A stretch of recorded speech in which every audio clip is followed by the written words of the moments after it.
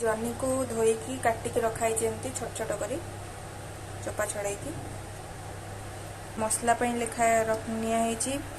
पोस्त 4 चमच 1 चमच जीरा 3टा 4टा कंचा लंका आपण कंचा लंका आपण जी राग खाते से अनुसार आप नहीं पारे तापर आउ रसुण 5 ରୁ 6 कोला बटा है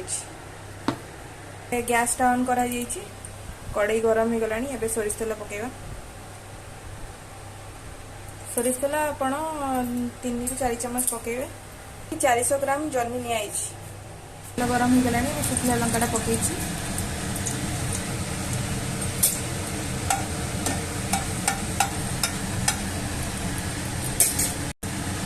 एबे तापर फुटण पकेया 1/2 चमच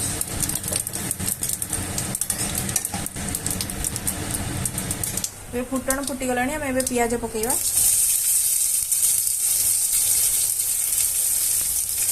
पियाज पके भाजी दबा गोल्डन ब्राउन होगा पर्यंत एबे पियाज भाजी सलानी देखो गोल्डन ब्राउन हो गलानी एबे हम एथरे टमाटो ऐड करबा टमाटो मु 2टा टमाटो को मंजी काढी के एटा रखी तो टमाटो भाजी गलानी हमर एबे हम पकेवा जन्नी जो धोईकी काटिकी रखी आम चोपा छड़े से जन्नी पकड़ा 400 ग्राम अच्छी जन्नी आलू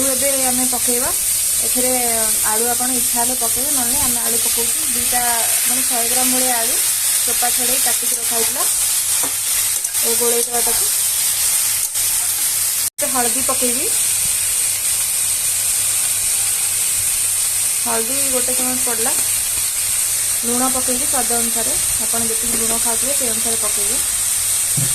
या भल से मिक्स करदे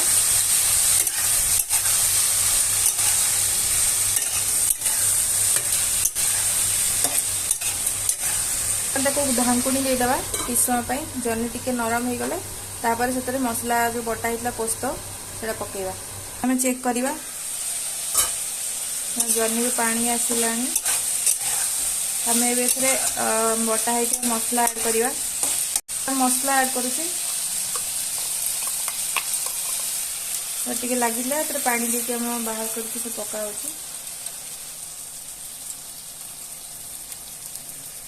गोलई देवा भलसे आम गोला सरला एटा को मीडियम फ्लेम रे आपको सिझापी रखदे जर्नी सिझीगला बेसी कषिबेनी अल्प कषिबे 2 ରୁ 3 मिनिट काढ़ी पानी भी बाहर लानी जर्नी रू एम पानी ऐड करवा आपण 2 कप पानी एथर देबे गोले देवे भलसे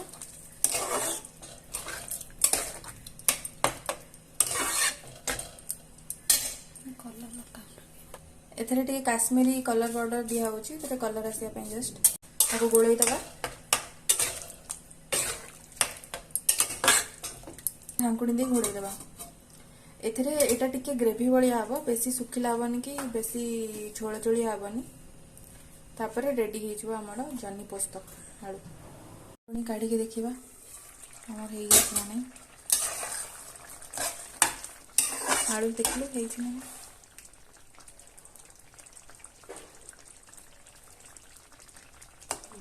सिझी आसलानी एबे हमें एथरे गैस टा को ऑफ कर दबा गैस टा को बंद कर दबा हमें एबे हमें एथरे धनिया पत्रा पके देबा प्लस से गोळी दबा एटा देखंतु आपनकर